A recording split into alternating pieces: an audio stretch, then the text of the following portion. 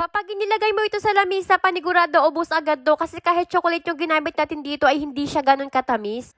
Kaya naman kung mahilig ka sa Graham, subukan mo na yung ganitong recipe kasi mahal yung mangga at lalong-lalo na yung mangga kapag nilagay mo sa freezer ay umaasim siya.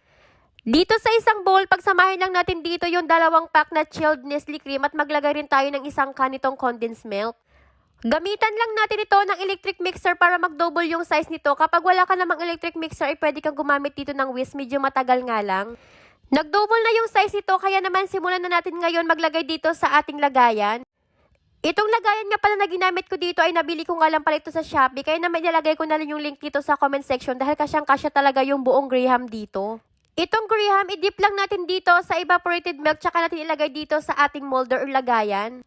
Tingnan mo naman, hindi mo na talaga kailangan pang putulin dahil itong Graham natin yung haba niya ay saktong-sakto lang talaga dito sa ating lagayan. Sa paglalagay naman dito ng cream ay depende na sa'yo kung gaano kakapal yung gusto mo na paglagay dito. Pero ako yung saktong-sakto lang talaga. Hanggang 2 layer nga lang pala itong Graham na ginawa ko dito at itabi muna natin. Dito naman sa kabilang bowl, maglagay lang tayo dito ng 3/4 pack nitong Nestle cream.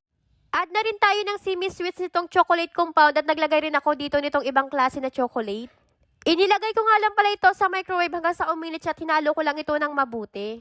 Pagkatapos ibinuhos ko na nga rin dito, inubos ko na para mas makapal yung chocolate. Pagkatapos takpan lang natin ito at ilagay lang natin ito sa freezer hanggang sa tumigas ito. Inilagay ko nga lang pala ito sa freezer ng 5 oras at ito na nga pala makalipas yung 5 oras, medyo matigas na rin siya kaya naman susubukan na natin to. Mas bet ko talaga to kaysa doon sa Mango Graham kasi yung Mango Graham kapag nilagay mo sa freezer yung maasim siya.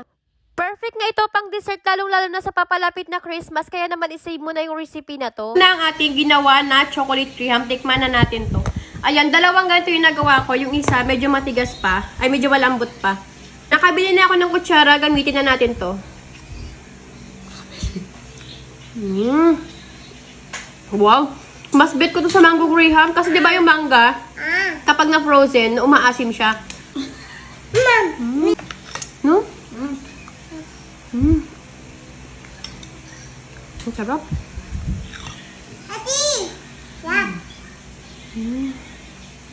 Ang sarap, no?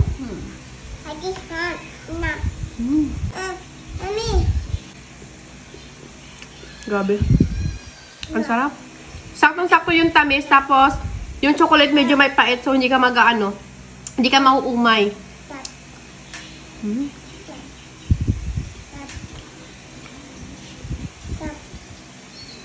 Sarap, no? Itong kutsara ko galing pa ng Singapore to, kaya ngayon ako gumamit ulit.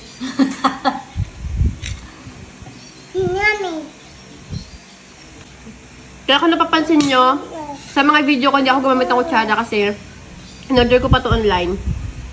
Muntik na nga pala yung gamitin ko kasi wala na ako magamit. Grabe, kaya kong ubusin to. Ganun siya kasarap. Tawag mo yun.